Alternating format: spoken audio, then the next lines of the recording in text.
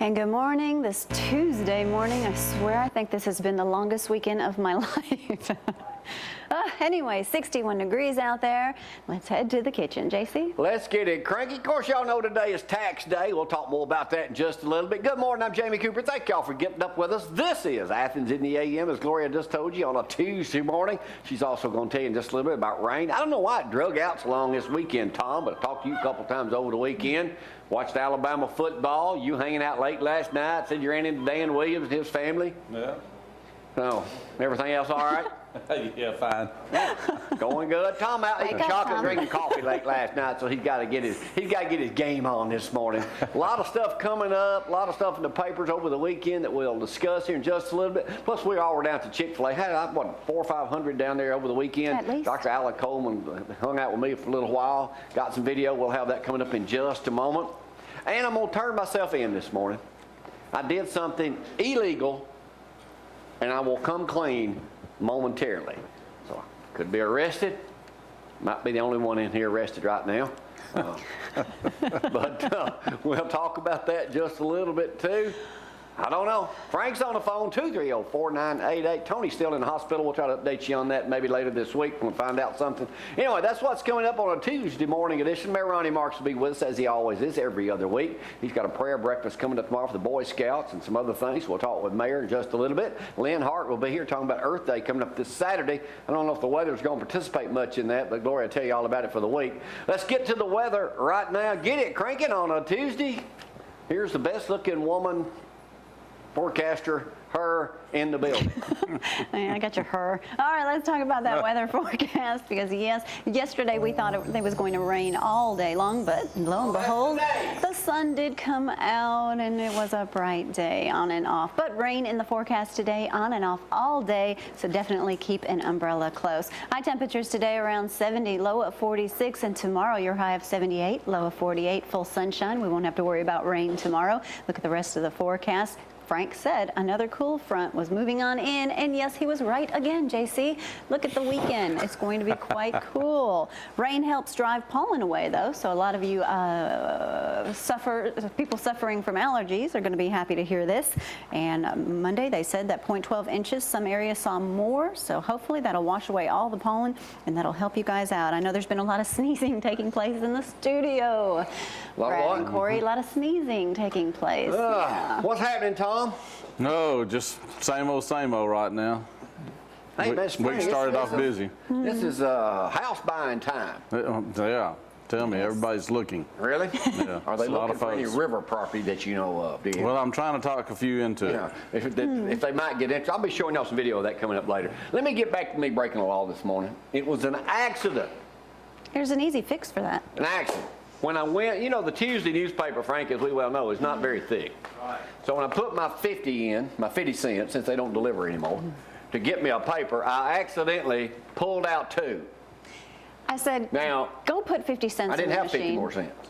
So you got to take care of that later today. So if I go by there today, instead of giving them 50 cents, can I just give them this paper back? Sure. Because this is clean, unopened. See, I won't read a paper that's been read before.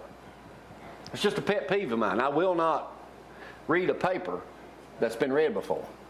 I've got to have it fresh. Mm-hmm. You're weird. Huh? You're weird. Well, don't mess that one up if you're going to take it back. I wonder if Ann will take it back if I go down there and say, listen, I got one back. So I want to give you this newspaper back. She'll give it back. She'll take it. Sure. I bet that probably happens a lot. It'll probably keep you out of jail. 50 cents in there. Now, I will admit to doing a good deed on Sunday. Bob Chambers, I saw him on the way to church when I stopped right at Jiffy. You know Bob. Mm-hmm. Every Sunday when I get my Sunday paper, since they don't deliver out, I always take the coupons out and put them on the other stack in there. Mm-hmm. So someone else can use it. It kind of evens out. I don't think that evens out. No, you owe them 50 cents. No, I won't give it. I'm gonna sell it to them. Give it back to them. All right, A-Day game. I watched it, and I got some bigger news to talk about. Alabama looked like we ought to be ranked 1 and 2 when the ratings come out. Yeldon was a runaway star of the day, and that number 3, Sunseri, oh, he's awesome. The white team did upset the other team. I was on the phone with my buddy Pete Lamb, texting back and forth, trying to check on things. And another article says that Tide capable of making its own mark. I'm going to go out on a limb right now. I'm just going to go ahead and predict Alabama's probably going to win another national championship. I don't know which one it'll be, the Crimson or the White team, but one of them is going to win a national championship this year. Well, the Crimson had an outstanding receiver, too. Yeah, did you see it? Yeah, well, later. You did see the Yeah. replay? He caught that pass? Yeah. You're, McAlister. yeah, for over in Russellville. But the big news, Huntsville Times this morning, whoops. Talk about costly fumble. The Crimson Tide's 2011 BCS trophy was accidentally knocked off and shattered. The $30,000 trophy will have to be replaced. Here's what happened. The exact one Nick Saban holds over his head said that the spokesman said the Waterford Crystal Trophy, valued at $30,000, was on display at the Malmore Athletic Facility as part of the festivities. The father of a current player, Bill Ming, stumbled on a rug. The father of a current player stumbled on a rug that was under the trophy and fell into the thing, causing it to shatter all over the place. It was not Bill Ming. We don't know that. It doesn't say it wasn't Bill. William had a good game Saturday, too, is what Pete was telling me. Yeah, Bill Ming stumbled into and knocked it off, therefore having to come up with $30,000 more.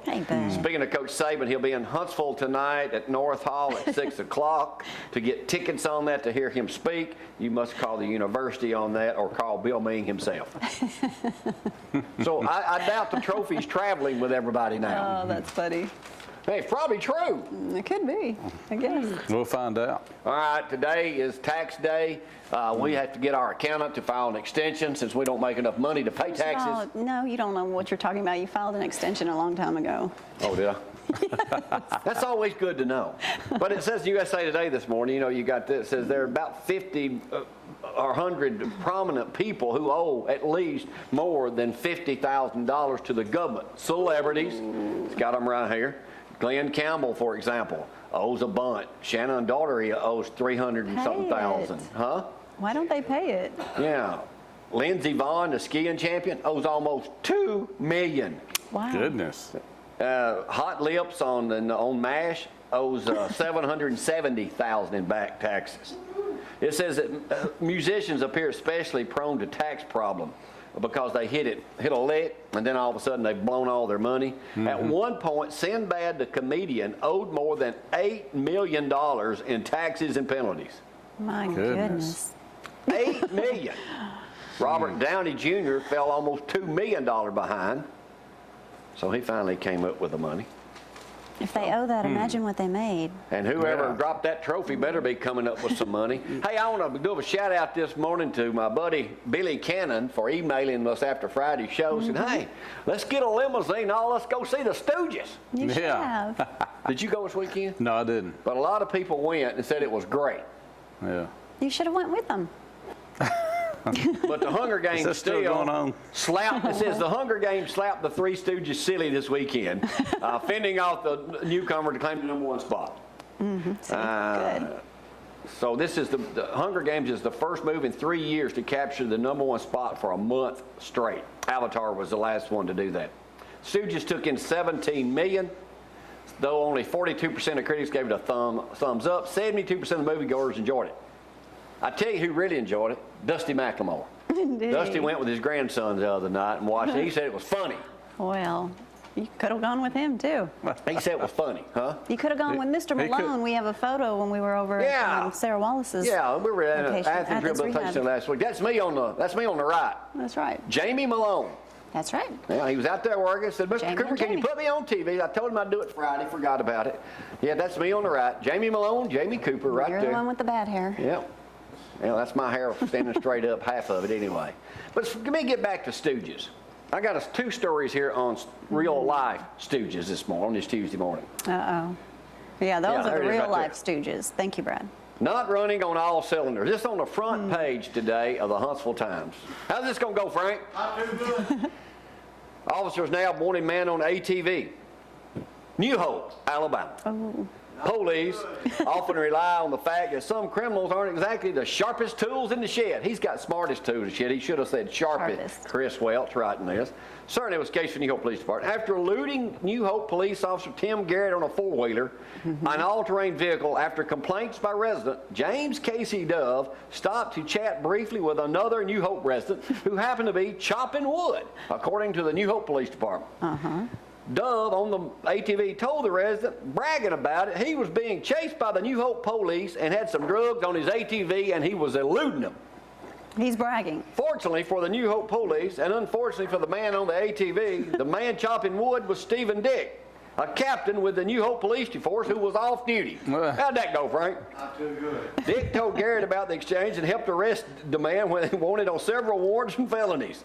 He was wanted for escape from the Marshall County Sheriff's Department on January 1st. He's been charged with eluding police, possession of marijuana, and a host of other traffic citations. Idiot. Oh, crooks are dumb. Huh? Crooks are dumb. That's about like the one I heard yesterday on John Boy and Billy. Wasn't a criminal, but a guy was trying to get rid of cobwebs down in his basement. Took a blowtorch. How'd that go, Frank? Oh, bad. All right, here's one out of He got California. rid of them. Police say a naked burglar has been arrested by breaking into somebody's house while taking a shower in the house he broke Get into out. after he sipped champagne and ate a meal at the Southern California home. How'd that go, Frank? Not too good. The 25-year-old was arrested at gunpoint while he lathered himself up in the shower. He was desperate for a shower. Radio station says that after helping himself to a bottle of champagne and a meal, he decided to take a shower.